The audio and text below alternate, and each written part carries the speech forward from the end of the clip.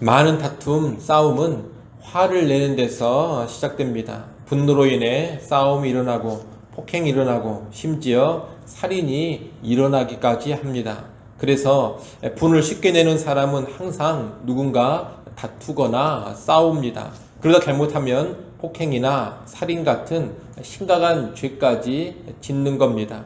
이런 사람은 어리석은 사람입니다. 지혜자는 분을 쉽게 내지 않습니다. 그래서 다툼을 일으키지 않습니다. 화가 날 만한 상황에서도 노하기를 더디게 함으로 시비를 그치게 합니다. 무슨 일이나 사건이 벌어지면 누가 잘했느냐 못했느냐 이것을 따지면서 시비가 붙기 마련입니다. 이때 서로 화가 나서 언성이 높아지고 얼굴을 붉히게 되면 큰 싸움이 벌어지게 되는 겁니다. 하지만 한쪽이 화를 참으면 큰 싸움으로 번지지 않습니다. 화를 참으면 일어날 싸움도 일어나지 않게 되는 겁니다. 하나님은 분노를 다스리라고 말씀합니다. 우리가 보고 있는 이 잠언서에서도 곳곳에서 쉽게 분을 내지 말라고 명하고 있습니다.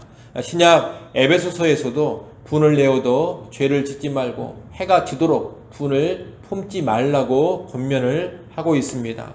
분노를 잘 다스리고 빨리 해소해야 한다는 겁니다. 지혜자는 이런 하나님의 말씀을 따라서 쉽게 화를 내지 않고 화가 나더라도 화를 자제할 줄을 압니다. 그리고 그 화를 빨리 떨쳐버릴 줄도 압니다. 우리는 그런 지혜자가 되어야겠습니다. 분을 쉽게 내지 않는 그런 지혜자가 되기를 간절히 기도하시고 또 그런 삶을 훈련해 가시기를 바랍니다. 그러면 내 주변에서 다투는 일이 사라지게 될 겁니다. 둘째, 지혜자는 기쁨을 전하는 통로 역할을 합니다. 사람에게 기쁨을 주는 것은 다양합니다. 사람이나 사물을 통해서 또는 어떤 일이나 환경을 통해서 사람은 기쁨을 누립니다. 20절 말씀처럼 지혜로운 아들은 부모의 마음을 기쁘게 합니다. 또 23절 말씀처럼 상대방에게 적절한 대답을 들으면 마음이 즐거워집니다. 그리고 30절에 있는 것처럼 눈이 밝은 것을 보고 좋은 기별을 귀가 들으면 기쁨이 되고 뼈까지 윤택해집니다. 그런데 지혜자는 이런 말씀들처럼 누군가에게 기쁨을 주는 통로가 된다는 겁니다. 지혜자는 지혜로운 말과 지혜로운 행실로 부모를 비롯한 자신의 윗사람에게 기쁨을 줍니다. 지혜자는 상대방에게 때에 맞는 적절한 말을 해주어서 상대방을 기쁘게 해줍니다. 또한 늘 밝은 모습, 밝은 삶으로 자신을 보는 사람들에게 기쁨을 주고 자신을 통해 좋은 소식이 들려지게 함으로써 주변 사람들을 기쁘게 해줍니다. 반면에 어리석은 사람은 늘 근심과 걱정을 끼칩니다. 어리석게 말하고 어리석게 행동해서 부모나 윗사람에게 심려를 끼칩니다. 상대방에게 도움되는 말을 하기보다는 상처를 주고 쓸데없는 말을 해서 상대방의 마음을 상하게 합니다. 늘 어둡고 심각하게 있어서 주변 사람조차 눈치를 보면서 긴장하게 만듭니다. 가정에서나 교회 그리고 사회에서 내가 어떤 모습, 어떤 언행으로 살아가는지를 여러분 한번 잘 돌아보시기를 바랍니다.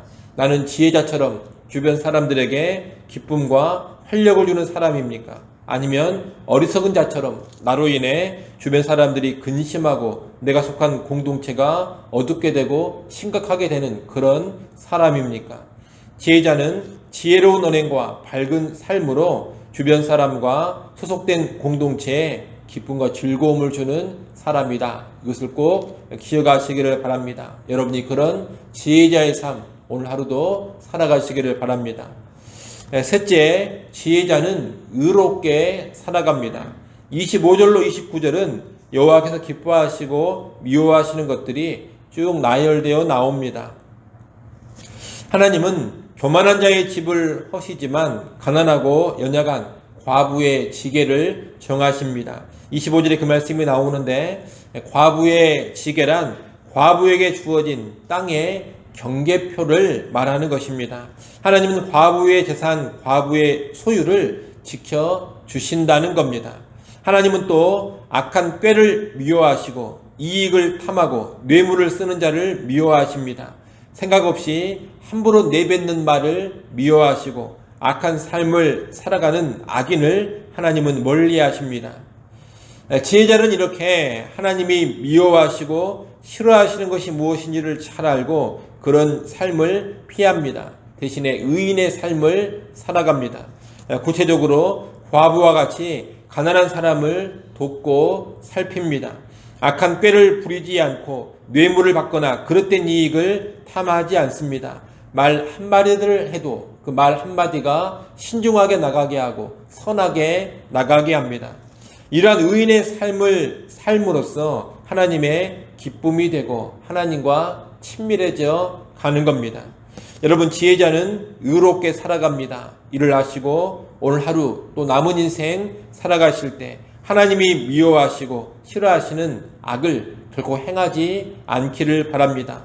교만과 불의와 무자비와 무례를 멀리하시고 겸손과 공의로 사랑과 정중함으로 모든 사람과 모든 일들을 대해가는 그런 지혜로운 성도들이 되시기를 바랍니다. 마지막 네 번째로 지혜자는 책망을 수용합니다. 31절, 32절, 33절이 훈계를 듣는 삶을 말하고 있는 겁니다. 잠언에서 계속 강조하는 것은 책망과 견책을 듣는 사람이 지혜로운 사람이라는 겁니다. 훈계 책망을 싫어하는 사람은 자기의 영혼을 가볍게 여기는 사람입니다. 책망을 싫어하면 자기 영혼을 죽이는 길로 나아가게 되는 겁니다. 훈계와 책망을 잘 들어야지만 영혼이 보호가 되고 지식이 늘어나고 더욱더 지혜로워집니다. 누가 됐든지 책망과 쓴소리 듣기를 좋아하는 사람은 사실 별로 없습니다. 책망 자체가 결코 기분 좋은 일이 아닌 겁니다. 하지만 기분이 좋지 않다고 해서 내게 주어지는 책망을 거부한다면 그것은 곧 자기의 생명, 자기의 영혼을 무시하는 일이 되고 맙니다. 따라서 우리는 우리의 영혼을 위해서라도 책망 앞에 귀를 기울여야 하고 나를 견책하는 사람을 곁에 두어야 합니다. 달콤하고 좋은 말만 해주는 사람이 아니라 사랑으로 직언해주는 사람을 가까이 해야 합니다. 그것이 내 인생, 내 영혼에 커다란 유익이 되기 때문입니다. 특히 이 책망을 듣는 것과 연관해서 중요한 성품이 바로 겸손입니다. 책망을 잘 듣지 않는 본질은 어디에 있느냐? 그 사람이 교만하기 때문입니다. 여호와를 경외하지 않고 교만 가운데 있을 때 하나님이 말씀해 주시는 훈계와 책망도 받지 않습니다. 또 하나님께서 사람을 통해서 내게 꾸짖고 책망하는 말도 받지를 않습니다. 이런 교만함, 거만함이 계속될 때 하나님도 사람도 더 이상 나에게 권면을 해주지 않고 책망도 해주지 않게 됩니다. 그리고 결국 망하는 길로 가버리는 겁니다. 그러나 여호와를 경외하며 겸손한 사람은 하나님의 말씀해 주시는 책망을 귀를 열고 잘 듣습니다. 또 하나님이 주시는 말씀만이 아니라 하나님이 사람을 통해 주시는 책망도 겸손하게 잘 받습니다. 하나님이 사람을 통해 나의 모습을 지적하고 나의 삶을 꾸짖는다면 그러한 책망까지 겸허하게 잘 받아들인다는 겁니다. 그로 인해 결국 영광과 존귀의 길로 나아가게 됩니다. 책망을 잘 듣게 하는 겸손은 존귀의 앞잡이가 되는 겁니다. 그러니 여러분 겸손하시기를 바랍니다. 겸손하게 책망을 잘 듣는 지혜자가 되셔야 합니다. 그래야지만 영광과 존귀의 길로 나아가게 될 겁니다.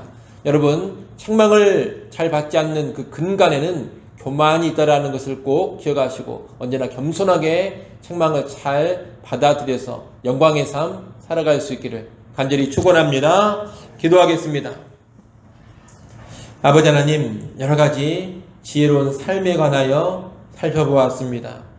쉽게 분노하지 않는 삶을 살게 하시고 기쁨의 통로가 되는 삶을 살게 하시고 의로운 삶 살게 하시고 책망을 잘 받아들이는 겸손한 삶 살게 하여 주시옵소서. 하나님이 가르쳐주시는 지혜의 모습이 오늘 우리 삶 가운데 가득하기를 간절히 바라고 원합니다. 지혜자가 되어서 이 땅을 안전하게 살아가게 하시고 지혜자가 되어서 영광의 길로 나아가게 하여 주시옵소서. 또한 지혜자가 되어서 하나님의 기쁨이 되고 하나님과 더욱더 친밀해지는 삶으로 나아가게 하여 주시옵소서.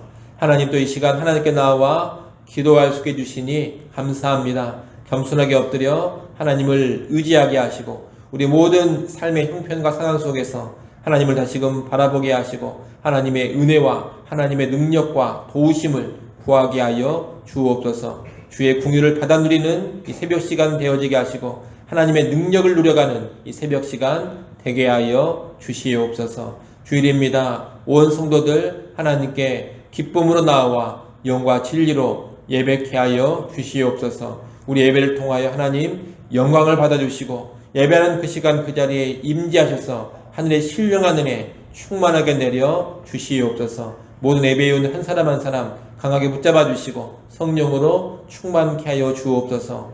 오후 시간 또 찬양 집회가 있습니다. 아버지 하나님 찬양 집회 가운데도 함께하여 주시어서 귀한 은혜 받아 누리게 하시고 성도들의 심령이 다시금 새로워지게 하여 주옵소서. 예수님의 이름으로 기도드리옵나이다. 아멘.